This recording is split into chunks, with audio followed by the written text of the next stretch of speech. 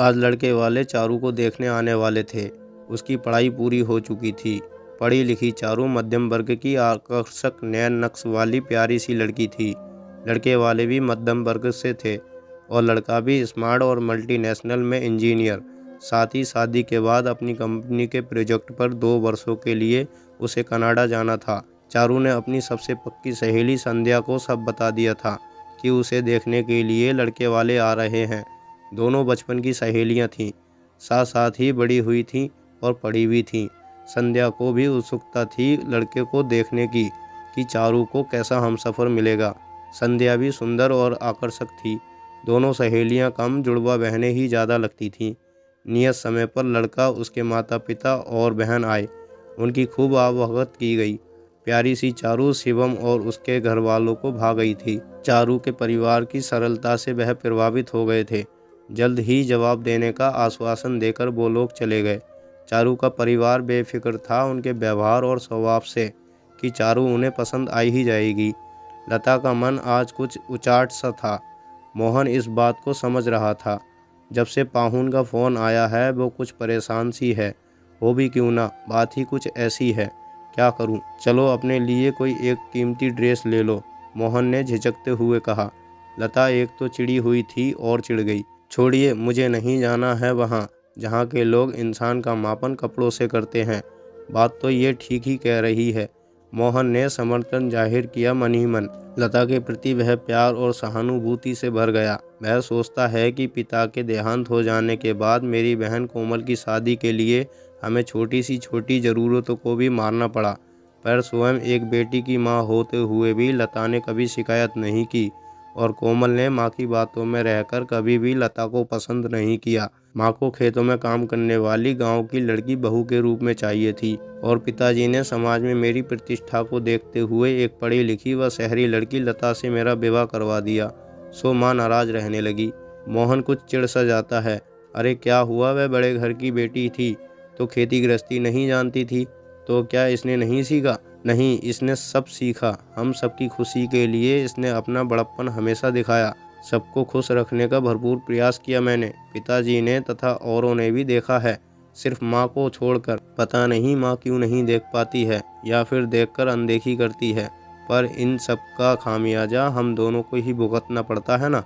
मोहन ने लता को देखा। वह कितनी तल्लीनता से अपनी रसोई के कामों में लगी हुई थी, पर वह जानता था कि उसके मन में भी यही सब बातें चल रही होंगी। वह पुनः सोचता है, कोमल को मैंने इतना मनोयोग से पढ़ाया लिखाया कि कोई ये ना कहे कि पिता के ना रहने पर लड़की अनाथ हो गई है। लता ने भी उसके महंगी पढ़ाई के लिए रोक टोक नहीं की, बल्कि यथासंभव अपनी खुशियों का ही गला घोटा। जब उसकी शादी की बारी आई तो माँ और कोमल को लगा कि मैं दान दहेज के डर से ऐसे तैसे लड़के से ब्याह कर दूंगा। मोहन के चिंतन का सिलसिला यूं ही जारी था। मैं चाहता था कोमल अपना करियर बनाए, फिर उसका ब्याह करूं, ताकि ब्याह जैसी मेरी जिम्मेदारियों में वह भी कुछ भूमिका निभाए। पर माँ बेटी के दिमाग में भूसा ही भरा था। यहाँ पर भी लता ने ही पिताजी की अनुपस्थिति में सारे समाज के सामने मुझ पर दाग लगने से बचाया और कोमल के लिए मेरे कदम से कदम मिलाकर एक अच्छे वर की तलाश की। पर बात इतनी ही नहीं थी। अच्छा घर वर मतलब अच्छा खासा खर्चा बढ़ना, ये हमारे समाज की विडंबना ही है कि सारे का सारा बोझ लड़की वालों पे ही लाद दिया जाता है। माँ को अब भी भरोसा नहीं था कि हमने कोमल के लिए एक अच्छा रिश्ता खोजा है, सो उन्होंने अपनी जमा पूंजी देने से साफ मना कर दिया। लता को निहारते हुए वह ख्यालों में ही खोया रहा। मुझे तो समझ में नहीं आया कि अब आगे क्या करूं, पर लता जरा भी विचलित ना हुई, ना मुझे होने दिया। ज़रूरत पड़ने पर अपने गहनों कपड़ों में कटौती कर उसने कोमल और उसके ससुराल वालों की हर एक इच्छा पूरी की, जिसका एहसास आज तक न माँ को हुआ न कोमल को। कोमल तो अपने उच्च शिक्षा के आगे लता को कभी कुछ समझती ही नहीं, और आज उसी कोमल के उसी पति ने हमें अपने घर आने का निमंत्रण ये कहकर दिया कि भाभी आप सब एक से एक कीमती कपड़े ले लीजिएगा, क्योंकि मैं नहीं चाहता कि कोमल की यहाँ किसी भी तरह की बदनामी हो। अरे वो संस्कारहीन लता को क्या समझेंगे, जो मन में आया बोल दिया। उसका माथा झन्ना उठता है। क्या वो लता से ज़्यादा कीमती पहनावा पहनते रहे होंगे या भव्य जीवन यापन जीते रहे होंगे? उन लोगों की खुशी के लिए हमेशा नाजो नखरों में पली लता क्या से क्या हो गई। एक पढ़ी लिखी लड़की शहर से आकर खेती गृहस्थी वाली हो गई और एक खेती गृहस्थी वाली लड़की पढ़ लिख कर अहंकारी होती गई। काश कोमल थोड़े बहुत गुण लता के सीख लेती तो आज उसके पति को ये बोलने की हिम्मत नहीं होती।